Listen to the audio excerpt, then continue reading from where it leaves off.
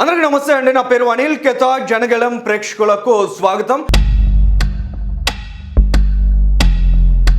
మనం చూస్తున్నామండి, మహాభక్తులు వీళ్ళందరూ కూడా, ఈ మహాభక్తులందరూ మన కర్మ కొద్దీ ఆంధ్రప్రదేశ్ రాష్ట్రంలో జగన్మోహన్ రెడ్డి నాయకత్వంలో పనిచేస్తున్నటువంటి నీచులు, వీళ్ళంతా కల్తీ క్రిమినల్స్.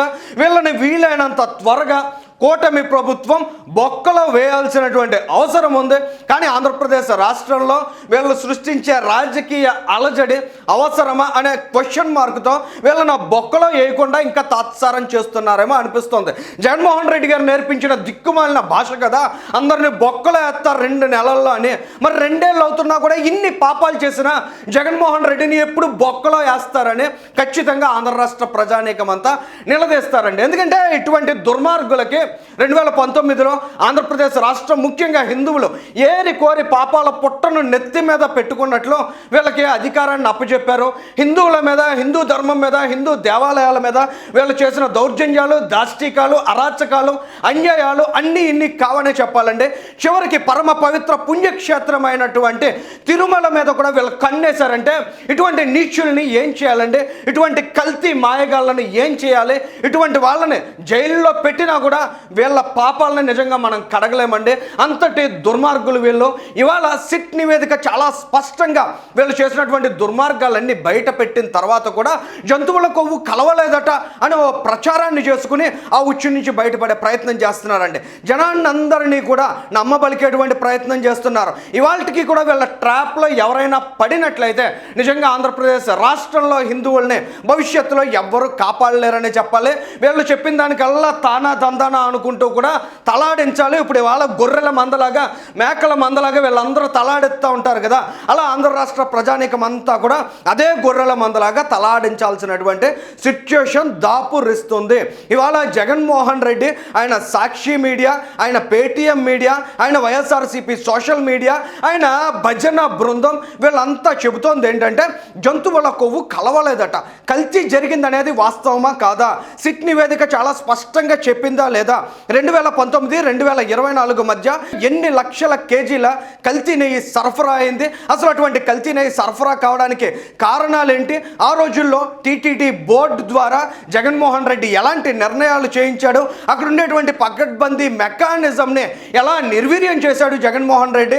దాని ఫలితంగా ఏ విధంగా లడ్డూలు కల్తీ కావడానికి అక్కడికి నెయ్యి సరఫరా అయింది? అసలు అది నెయ్యే కాదు, ఈ దిక్కుమాలిన మాటలు విని విని విని కల్తీ నెయ్యి అంటున్నాం అండి. అది అసలు కల్తీ నెయ్యి కాదు, అది ఒక విషం, కల్తీ విషం. అది కల్తీ కెమికల్స్తో తయారు చేసినటువంటి నీచులు లడ్డూల్లో వాటిని కలిపి చిన్నపిల్లలు తిన్నారు, వృద్ధులు తిన్నారు, భక్తులు తిన్నారు. దేశవ్యాప్తంగా 20 కోట్ల లడ్డూలు సరఫరా అయ్యాయంటే ఎంత దుర్మార్గులు వీళ్ళు అనేది ప్రతి ఒక్కరూ ఆలోచించాలండి. ఇంత కల్తీ చేస్తే, ఇంత దుర్మార్గం చేస్తే, ఇంత అరాచకం చేస్తే అందులో జంతువులు కొవ్వు కలిసిందా లేదా? ఈ పాయింట్ తేల్చండి ముందు అని అడిగే వాళ్ళకి నిజంగా హ్యాట్స్ ఆఫ్ చెప్పాలండి. ఎందుకంటే ఇంత దిక్కుమాలిన ఆలోచన విధానం నిజంగా ఆంధ్రప్రదేశ్ రాష్ట్రంలోనే ఉంటుందేమో అనే సందేహం కలుగుతుంది.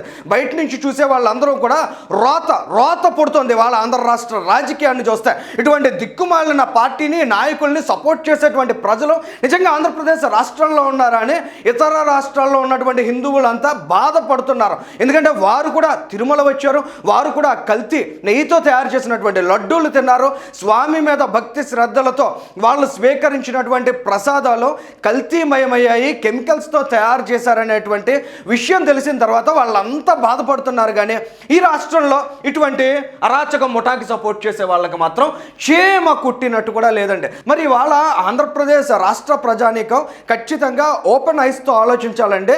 అసలు వీళ్ళు చేసినటువంటి దుర్మార్గాన్ని ఎలా సమర్థించాలనుకుంటున్నారో, అది తప్పు కాదని ఎలా భావించాలనుకుంటున్నారో, కల్తీ జరిగిందనే విషయాన్ని చాలా స్పష్టంగా, సుస్పష్టంగా సిట్ తేల్చింది, అభియోగ పత్రంలో పేర్కొంది.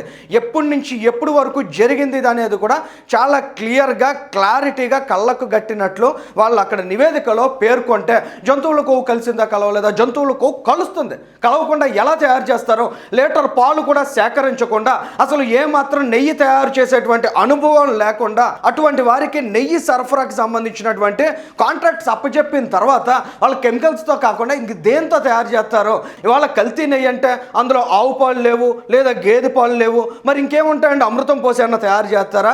కాదు కదా. మరి నెయ్యి రూపం రావడానికి కొవ్వు పదార్థాలు అనేవి అతి ముఖ్యమైనవి. ఖచ్చితంగా అవి ఉంటేనే దాన్ని అడల్టరేట్ చేయడానికి అవకాశం ఉంటుంది.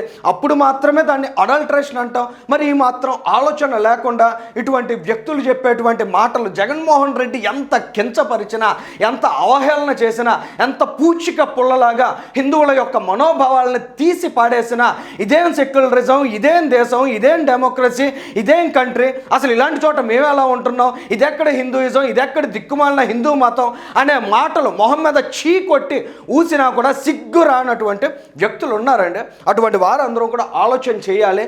ఇటువంటి వ్యక్తులు టీటీడీ చైర్మన్లుగా పనిచేశారండి. వీళ్ళకి ఏ మాత్రం కూడా హిందూ మతం మీద విశ్వాసం ఉండదు, హిందూ దేవుళ్ళ మీద విశ్వాసం ఉండదు. ఈ భూమన కరుణాకర్ రెడ్డి ఎలాంటి కామెంట్స్ చేశాడు ఆ రోజుల్లో అందరికీ తెలుసు. 2022 సంవత్సరంలోనే దీనికి సంబంధించి ఈ విధంగా కల్తీ జరుగుతోందని అక్కడ అధికారులు గుర్తిస్తే దాన్ని కూడా రాంగ్ ట్రాక్ పట్టించినటువంటి వ్యక్తి ఎవరంటే ఈ సుబ్బారెడ్డి. ఇక్కడ ఆర్కే రోజా చూసాం, ఈమె ఆ జిల్లాలో పుట్టానంటది, ఆ నగరంలో పుట్టానంటది, అక్కడ రాజకీయాలు చేస్తూ ఉంటుంది. ఇంతకంటే దిగుజారుడు మహిళా నాయకురాలు ఇంకెవరు ఉండరేమో. ఎందుకంటే స్వామి మీద భక్తి ఉందని చెబుతూనే స్వామి దగ్గర కూడా సొమ్ములు దండుకున్నటువంటి నీచులు, నీచమైన మైండ్ సెట్ కలిగినటువంటి వాళ్ళందరూ వీళ్ళు. మరి జగన్మోహన్ రెడ్డికి సరైన టీం దొరికారు. ఇటువంటి కల్తీ ముఠానంతా వేసుకుని హిందూ మతాన్ని రానున్న రోజుల్లో మరింత కల్తీ చేయాలని భావిస్తున్నాడు. మరి యావత్ హిందూ సమాజం ఈ కల్తీ కుట్రను అర్థం చేసుకుంటుందా లేదా అనేది భవిష్యత్ నిర్ణయిస్తుంది. ఈ వీడియోకి సంబంధించి మీ అభిప్రాయాలను కూడా కామెంట్ చేయండి. Thank you.